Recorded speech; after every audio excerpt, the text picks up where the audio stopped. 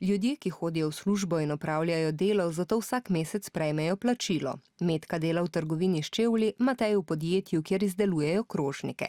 Vsak mesec ima delodajalec, recimo mu kar šef ali šefica, kot plačilo za njuno delo na bančni račun nakaže denar. Temu denarju rečemo plača. Trgovina, v kateri dela Metka, je v tem času zaprta, zato je Metka doma in čaka, kdaj bo lahko šla nazaj v službo.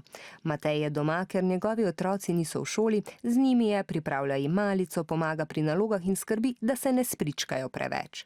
Ker ne Matej, ne Metka in tudi drugi njuni sodelavci niso v službi, njihov šef ne more zaslužiti dovolj denarja, da bi jim izplačal plačo. A Metka in Matej morata kljub temu plačati številne račune in kupiti hrano. Namesto plače, ki bi obremenila njune delodajalce ali šefe, jima bo denar nakazala država. Sandra pa peče najboljše torte in nima šefa, saj je sama svoja šefica. Rečemo, da je samozaposlena.